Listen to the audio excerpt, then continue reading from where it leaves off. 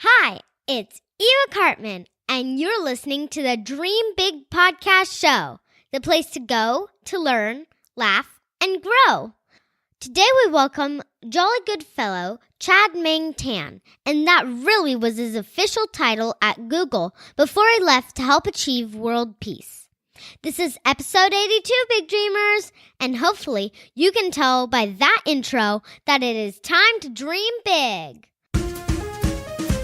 Welcome to the Dream Big Podcast Show. We're inspiring you to shoot for the moon, take aim and go. We bring to you amazing guests who truly love what they do. Every day they're living their dreams, and so can you. Dream big, take action to reach your goals. Are you pumped yet? It's showtime, let's rock and roll. Welcome to the Dream Big Podcast Show. I am your host, Eva Cartman. And today, I like to start by turning it over to my mom for a quick word about a very exciting course that we are creating. Thank you, Eva. Yes, this message is especially to the parents who are listening. And kids, please make sure your parents hear this message. We are creating an amazing course for our big dreamers between the ages of 4 and 13. The course will include materials taught by Eva about key personal development principles, such as developing self-confidence, practicing gratitude, implementing the productivity strategies your children need to learn to turn their big dreams into the reality. We also get asked by all our friends and family and even members of our audience about our top parenting tips, as everyone is so impressed with what Eva is accomplishing with the podcast. If you would like to receive our initial set of these online course materials that we're developing, then please go to dreambigpodcast.com/survey. That's dreambigpodcast.com/survey to fill out a short survey. For the first 100 people only, we will be sharing the initial lessons we have developed, which includes engaging video lessons as well as accompanying worksheets. We are going to be over-delivering in a huge way on this course. I can't even put into words how excited we are because we truly believe it will be a game changer for our young big dreamers. These principles are not taught in school, and all the feedback we get all the time from our listeners who connect with Eva, that they love to hear from her because she is their peer. If you're interested, it only takes 5 minutes of your time, and we know it's valuable. That's why we appreciate it. We're not selling anything at this time. It's free to participate, and we will be happy to reward you with videos when they come. Thank you so much for participating, and we'll look forward to our responses at dreambigpodcast.com/survey. Thank you, Mom. I'm so excited about the course we're creating as well. It is going to be amazing, and I'm so excited. We are going to make this big dream a reality. It's time for you now to enjoy our discussion with the inspiring Chade-Meng Tan, who goes by Meng and is a Google pioneer, award-winning engineer, international best-selling author, thought leader, and philanthropist. He retired from Google as its jolly good fellow at the age of 45. Yes, that really was his job title. He is currently the chairman of Search Inside Yourself Leadership Institute and co-chair of 1 Billion Acts of Peace, which has been nominated 8 times for the Nobel Peace Prize. As always, we have show notes at dreambigpodcast.com/82, where we will include links to everything we discuss in the interview. Without further ado, here's our interview with Meng. Let's roll the tape. Hi, Meng. Hi. Hello. We're so excited that you're on the Dream Big podcast. Thank you for having me. We can't wait to talk to you about your big dream for world peace. But before we can get into that, can you please share where you grew up and how you became one of the first engineers at Google? I grew up in Singapore. It's a small country. And when I was young, maybe when I was your age, I used to be very smart. So I taught myself to program the computer at the age of 12. And by 15, I won my first national competition in programming. Oh. And by 17, I was national champion. Wow. And yeah, so by the time, and then when I got to the US to do a graduate school, my professor rated me the best master student he has ever had. So when it was time for me to get a job, it's like I could have any job I wanted. And so I interviewed with this small company called Google, and they have the toughest interview. And I decided this is it. This is where I want to be. And the reason is because I don't want to be the smartest person in the room, right? Because if I'm the smartest person, I don't learn anything. So I want to work in a place where people are smarter than me. And I decided Google was the place. And so I joined Google, and it was a small company, and that's how we started. Oh, that's very cool. You know, Google has become such an important company. And big dreamers, if you don't know what Google is, you don't live in this world, I think, if you don't know what Google is, right? It you don't know what allows Google you to is, find the answer to any question you have. I think it's a verb now. Just Google it. Just go Google it, right? Yeah. That's right. If you don't know what Google is, Google it. And I'm sure you receive many promotions at Google during your career there. And for many years, you had the best job title ever, Jolly Good Fellow. That's such a funny title. It's hard to believe that it's even a real title. Can you please confirm it was your actual job and job title? And how did you convince Google to let you be Jolly Good Fellow? Yes, it was my real job title. And it's actually better than that. It actually has a parenthesis, right? So it's Jolly Good Fellow, parenthesis, which nobody can deny. And it came from the song, right? The song, he's a jolly good fellow, and which nobody can deny. So the question of how did I get Google to give me permission? The answer is I did not. So in Google, we have this tradition, at least when I was there, we don't ask for permission, we ask for forgiveness. Wow. So it started as a joke, right? So the highest ranking engineer in Google is called a Google Fellow. And I made a joke. I say, hey, why be a Google Fellow when you can be a jolly good fellow, right? And as part of the joke, I put it on my business card just for fun. And then Google approved it because they had a sense of humor. And then it got on the front page of New York Times. And I got stuck with it ever since. Oh my God. That's so funny. I think it's the coolest. First of all, it's a good tip for everyone who wants to catch attention at the networking party, right? If you give a business card and if they read it right away, oh, who is that? So it just provides so many cool questions like, what? Who is that? But that's it's a great Can I tell you something funnier? So I was on the front page of the New York Times on that story. Then, like about a few weeks after that, I met this guy called Barack Obama. Oh my God! And then he said to me, "You're the guy on the front, on the New York Times." And I was like, "How do you know you're famous when Barack Obama knows you from the New York Times?" Oh my God! Would you say that was the highlight of your year, highlight of your life? I think the highlight it could be getting the hug from the Dalai Lama. That was the highlight. That's awesome. What is your proudest moment in life? I don't really have one. I just think that every day when I'm kind to people around me, I feel proud to be kind. So that's all. That's great. I want to tell big dreamers and to you, our Eva thinks it's a little thing, but I'm so proud of her because when she was 5, she came up with a game called Kindness Game.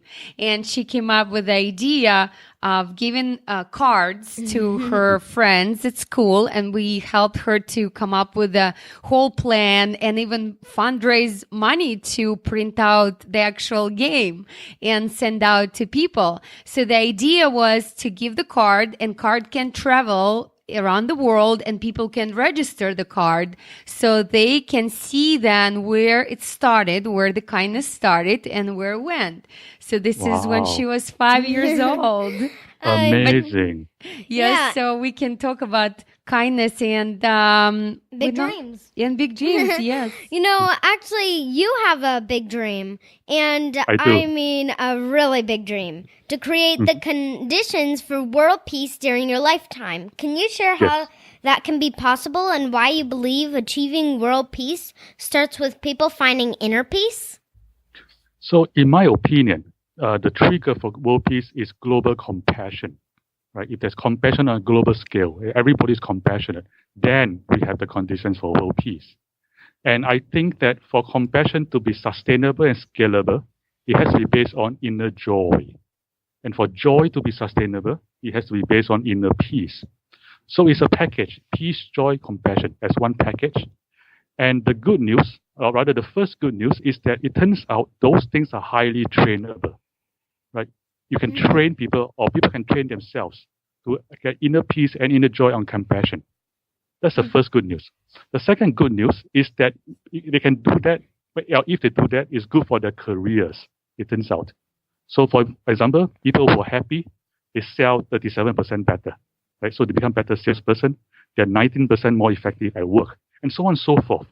Right? So, in other words, they can do these practices for peace, joy, compassion entirely out of self-interest, entirely out of success. And in doing that, it's also good for the community around them, and it's good for the world, and creates a condition for world peace. And so because of those reasons, right, because the qualities are trainable and is good for self-benefit, I think that world peace is possible. And I want to do it in my lifetime. Yeah, that makes total sense. You can't make peace with other people in the world if you don't make inner peace with yourself, right, Mom?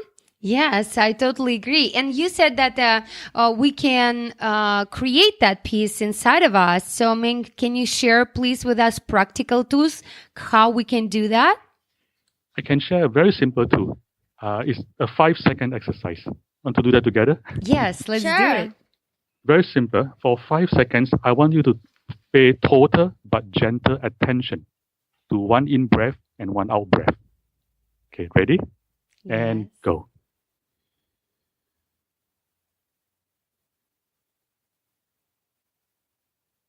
And thank you for your attention.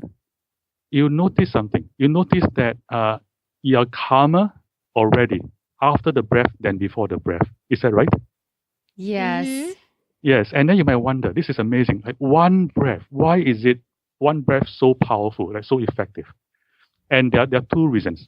The first reason is physiological, which is if you bring attention to the breath, you are stimulating your vagus nerve. And in doing that, you're causing something called the relaxation response, which is the opposite of the stress response. So therefore, your heart rate, your blood pressure, and the muscle tensions already going down. So that's physiological. Psychologically, even more powerful. So to regret, you need to be in the past. To worry, you need to be in the future. So when you're bringing full attention to your breath, you are in the present. And because of that, you are free from worry and regret for 5 seconds. And that is why it's so powerful. Freedom from worry and regret. And that's one simple practice for inner peace. Right? So if you can sustain it for 3 breaths, you have 15 seconds of freedom from worry and regret. You can sustain for a minute, and so on and so forth. And so if you can do this for like a few minutes a day, you rest your body and mind. And that is one way to get inner peace.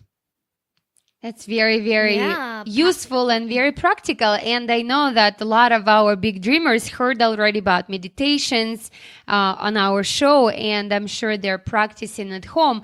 But we never heard such a simple and such a practice, Eva, that can be done right here, right now. You know, everyone is breathing so many times a day, right? But not everyone is paying attention to that. And by doing that, you calm in yourself, you calm in, and you find in your inner peace. And this is how you can help the environment. And Google is a very innovative company. Tell us a little bit more about it. When you worked there, did they have like meditation rooms or... We heard that. I mean, I never been inside of Google. I want to go there one day. It's just such a cool place. Like a building? it's like going to Disneyland, in my opinion, right, Ming? They have it is. massage chairs, they do? have bar, they have restaurants inside, and my this God. firefighters poles, right, to go down from Yeah. one floor to another. Yes, we have those things. What do you call that? Can you hear me? Disneyland. Yes, we can. Yes. So yeah, we have slide from floor to floor. We have free food everywhere. Free candy within 100 feet from everybody. I'm like and then- yelling inside my body right now. I want to go No. there. Eva already wants to work for Google. And yes, and then, of course we massage, and we had meditation rooms. Of when I course, started, massage. Did you hear, Big Dreamers? Of course, massage and meditation rooms. My mom would love that place. She's all for massages, meditation, and sleep. that's cool. Yeah, so when I started, we didn't have meditation rooms. We had to do all meditation in the meeting rooms. But as it became very popular, then we started to have those rooms. So, were you one of the one of the people who started the Inner Peace program and including that peace program into the leadership programs inside of Google, and then brought it to the next level? Yeah. Yes, I did. So I started a program called Search Inside Yourself. Oh. Yeah, That's the name funny. started as a joke. Yeah, because a search company, Search Inside, like ha ha ha. Yes, and then it became the most popular program in all of Google. It's amazing. Like thousands of people want to take it. There's a constant a wait list. And so it became so popular, we brought it out to the world. And I started a non-profit institute called the Search Inside Yourself Leadership Institute, SIYLI, and it's pronounced as Silly. So Silly is now in the world, and it's like thousands, I think tens of thousands of people take it every year around the world. Wow, that's amazing. This is just one of another examples for you big dreamers, when something starts as an idea and as an initiative from one person and takes it and goes Yeah. further and further. You know, Oh, Ming, I should tell you, when we started, it was a meeting room, and between 3 to 7 people show up every week. So it was Oh my really, God. really small. And from that to like tens of thousands of people. That's a great lesson. That's a great lesson. When Yeah. you have a dream, and maybe at first it doesn't feel to you like a huge dream, it starts from action. Take action and do it and for then you yourself. can reach your goals. Yes, and when you do it for yourself and others, even though 2-3 people show up, you have no idea how far it can grow. Is when Eva mentioned to us she wants to do the kindness game. She didn't plan to have a worldwide game and do the crowdfunding campaign. We just thought, wow, if it helps her friends, and her school, then let's take it further. So we did that. And thank you so much for sharing that. And it's, again, validation of it doesn't have to start huge. It can Yes. start very small and then grow. Yes. Yeah. And also, have you thought about bringing your program to schools? Have you brought some of your programs to schools? We have. So there already exist programs, mindfulness programs for kids. And then it turns out that our program was very good for the teachers. Right? And the reason is because it was designed for adults. And so there are no such programs in schools for adults. So it turns out that the teachers love it a lot. And what can students do on their own in their own schools to encourage act of compassion? Okay, so I think two things: awareness of suffering and taking action with your friends.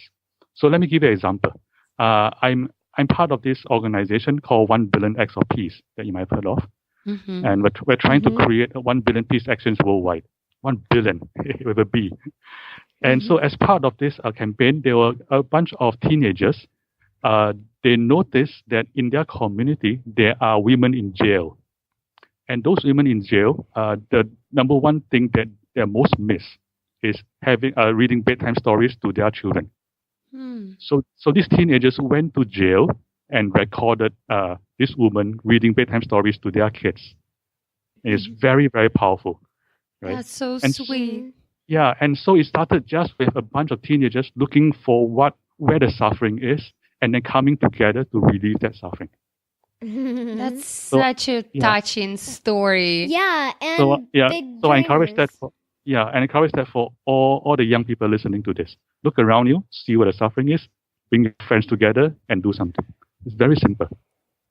Yeah, big dreamers, and we will definitely include links to Billion Acts website in our show notes, and encourage all you big dreamers to participate towards the Billion Acts. And over 36 million acts have been recorded, so we all can get involved to help reach their goal. Yeah, and our goal of world peace, right? And compassion. Yes. That's amazing. So I know that your personal motto is life is too important to be taken seriously. And we agree with that. And it's part of your life and part of your title as we started, right? This conversation. And would you like to explain that? And how did you come up with that for yourself? And how do you take it further? And why do you believe in this? Right. So there was a very important teaching by one of my friends and teachers, Archbishop Desmond Tutu. And Father Tutu said that if you want to be an agent for change, you have to maintain your sense of humor. And the reason is this, because changing the world is very, very hard. If you want to change the world, most of the time, what you experience is failure and frustration. So therefore, you have to keep your sense of humor so you can continue motivating yourself to change the world, even though things are hard. Yes. Yeah. And I know that you wrote book, Joy and Demand. Can you please share some practical tips? You already did share one, but maybe there is something that you would like to share as well, more for our big dreamers so they can start practicing on a daily basis. So the premise behind Joy on Demand is that happiness is actually a trainable skill. Right? It's not something we're born with. It's that if we can, through training, become happier. And it's like physical fitness. It's like fitness is not something you're born with. It's through training you become fit. So in the book, there are a couple of training practices to become happy. And I give you 2 examples. Very simple stuff. One of them is noticing thin slices of joy. For example, every time you drink water, there's a thin slice of joy. There's a 3 seconds of this is nice, right? So, and when that happens, just notice that. Notice thin slice of joy. Or if you are talking to a friend, or if you're seeing a loved one, let's say both of you right now sitting with each other, you just that moment, just thin slice of joy. So the reason to do this, the first reason is that just by noticing and just by paying attention to the joy, already you become happier. And because nothing changed, but already happier because you're bringing attention to existing joy. So that's one. But more importantly, if you do that a lot, you notice that there's a lot of joyful moments throughout the day. And so it makes you a more joyful person. But even more important than that is that if you do that a lot, the mind becomes familiar with joy. And the word familiar is related to the word family. So joy becomes like a member of family, somebody you can count on all the time to be there for you. And so the mind becomes inclined towards joy. And then joy becomes natural through this one very simple practice. That's one example. You want another one, or are we out of time? No, we're good. We're listening. I'm writing it down. Yeah. Okay. So here's another one, very powerful. So let's do like a 5-second practice or something. Let's bring to mind somebody you care about, and then just think, I wish for this person to be happy. Okay. You notice that when you're doing that, you're smiling. Yes. Yes, to be on the giving end of a kind thought creates happiness in yourself, right? And it's a reliable phenomenon. Every time you think, I wish for this guy to be happy, you yourself become happier. Wow. And so therefore, this practice is very simple. You go walk around or your office or something. Every hour, randomly just wish for 2 people to be happy. And you don't even have to say it. You just have to think it. So it's not embarrassing because they don't know what you're thinking. You just think, I wish for this person happy, and then go back to work. And you just walk around smiling all day. And it's so simple. Thank you so much for sharing that. Thank It you. just tells me, and I want to summarize for big dreamers, what you just said, that what we focus on expands. Yes. And we create healthy habits for ourselves instead of focusing on the negative all the time, because nowadays there are little things that can upset us. Like, oh my God, iPad is not turning on. Frustration. Excuse me. That's mommy when her computer doesn't turn on. Very fun. Yes, and it does. Do you have a time for a story, by the way? Yes, please. We love Okay. stories. So one time I was giving a speech on a Monday evening, and I give this exercise, right? So spend 10 seconds, wish for 2 people to be happy. And then I assign homework. I say, okay, tomorrow, Tuesday, is a work day. So tomorrow, every hour, on the hour, randomly wish for 2 people in the office to be happy in your head. So don't say anything, just think. And then see what happens. So that was Monday evening. Wednesday morning, I received an email from a total stranger. And this person told me, she said, I hate my job. I hate coming to work every single day. But I did the homework on Tuesday, and Tuesday was my happiest day in 7 years. Oh my God. Happiest day in 7 years. And what did it take? It took 80 seconds of just thinking. I wish for these people to be happy. It is so simple. It is so simple, and every one of us can do it. How about if we come up with a challenge, Eva, right now? We will challenge our big dreamers, and you'll write us email after you've we'll done the challenge our big challenge. dreamers to think of 2 people each day At school, At if you're a young big dreamer, at if you're a school big or dreamer, at home or at or work. work, and just say, I wish for these 2 people to be happy. Yep. And then write us email after 5 days that you did that consistently each day. Just for two people, you can remember about it twice a day and put sticker somewhere where you can remember, and write us email to eva@dreambigpodcast.com and tell us how you felt and say thank you and wish Ming to be happy as well because you're the one who shared these tips with us. So thank you so much for such a useful and practical tips. Yeah. And do you currently sell your book, and where can our audience find more about your book? You can go to Amazon to see my book, or go to my website, Chade-Meng at Chade-Meng.com. Chade-Meng, one word, my first name. Great. And we will include all the links in our show notes as well. Mm-hmm. And let's ask you a couple more questions to wrap up this interview. And they're called middle rapid fire questions, which means Eva will be asking them quickly and you'll answer them quickly as well. Mm-hmm. Sounds good. What is next for you? What do you want to do next? I'm working on my second movie. This is a movie on the Dalai Lama and science.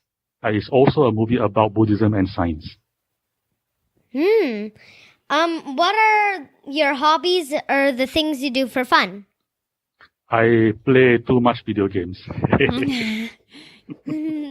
And I know that you already retired. You worked for Google for 10 years and now you're 15 years and now you're a full-time philanthropist, right?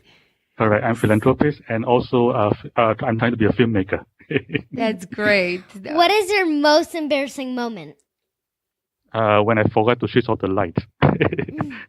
I'm supposed to be the mindfulness expert, but I forgot to switch off the light. Do you have any daily routines? And could you maybe give us a day in your life? I don't really have a routine because every day changes. But I try to sit in meditation every day, and I try to be kind to everybody every day. Thank you. Mm-hmm. If you go back in time and talk to your 10-year-old self, what would be the best advice? Don't sell Google. That's so true. I'm almost kidding. I think that the best advice is to believe in yourself. When you have doubted yourself in the past, what made you overcome your fears and continue to work on with your dream? Well, actually, I doubt myself every single day, at least once a day. I tell myself, you can do this. Who are you to do this? World peace. And so for me, the solution is every day I don't care about success or failure. All I care about is putting in the effort. And I'm reminded of something that Gandhi said. Gandhi said, what you do is not important. What's important is that you're doing it. Wow. It's we talk about the journey, right? What's the best advice that Dalai Lama gave you so far? He said, kindness is my religion. I mean, somebody asked him, what is your religion? You think he'll say Buddhism. No, he said no. He said kindness. That's so true. Yeah. So you have already made many of your dreams a reality, Ming. And if what is your biggest dream for the future? We kind of know what it is, but maybe you want to add to that. My biggest dream in my life is the democratization of enlightenment. So enlightenment here is defined as the wisdom and compassion to eradicate all suffering. And there are like very few people in the world who has done that. And I want to democratize it, make it accessible to everybody in the world by turning it into a field of science. So make enlightenment scientific, and through doing that, make it understandable, accessible, and practicable to the world. And in doing it, making it, democratizing it, and making it global. That's my biggest dream. Thank you so much for sharing. Thank you. Well, thank you, man. I think we've done really well with all the questions, and you're such an interesting person. We could go on and on and on about it, and we will be happy to have you next time and continue conversation and hear about your journey. Thank you so much for coming on the podcast. Thank you so much. And don't be shy to come visit me in California. Yes, we want to. And if you have some connections with Google, we would like to go there one day. And to finish our conversation, where can our audience find more about you and about, we will include, of course, all the links in our show notes. And more of what you do. Yeah, and about Billion Acts. Yeah, so everything is on my website, chademeng.com. And Billion X is billionx.org. And Silly, SIYLI.org. That's great. And how do you spell Chade-Meng? Chade-Meng, Chademeng. That's my former first name. Yeah. Yes, awesome. We'll include everything in our show notes. And big dreamers, young big dreamers, remember to dream big and take action. And remember, you don't have to have a lot of things. You don't have to sit and meditate for 3 hours if you're just starting. All it takes is just one breath in, one breath out. Right? It only takes 5 seconds. It starts with that. Take small steps towards your inner peace and find that peace inside of yourself. Search for it, right? Yeah, and remember, you can't make peace with other people if you don't make peace with yourself. Remember about compassion, love, and kindness. And kindness can be your religion as well. It feels good. Yeah. Thank you so much for being on the podcast. Thank you, my friends. Bye. Bye. I really enjoyed our chat with Ming. There are some people that as soon as you hear them speak, you know that they are truly happy individuals that have found their purpose in life. I'm sure you can tell right away that Ming is one of those individuals. And I'm so excited that he was able to share so many great practical tips about how you too can find your inner peace and joy. Be sure to check out our show notes at dreambigpodcast.com/82 for links to Ming's website and everything else we discussed in the episode. Also, as my mom mentioned, we currently have a limited time offer for the first 100 people who fill out our survey at dreambigpodcast.com/survey. My parents and I are having so much fun designing and creating this course, and we really would love to get your feedback so we can make sure we create something that will truly make an impact. On a separate note, if you would like one of our customized Dream Big journals, customized with your face and name as an astronaut, then go to dreambigpodcast.com/journal to claim your free journal while supplies are still available. Thank you so much for tuning in. This is Eva Cartman reminding you that you have unlimited potential. Your dreams are not optional. You need to make them essential. So take massive action to turn those big dreams into reality. Live with passion the way life is meant to be. I'll see you in the next episode. Bye.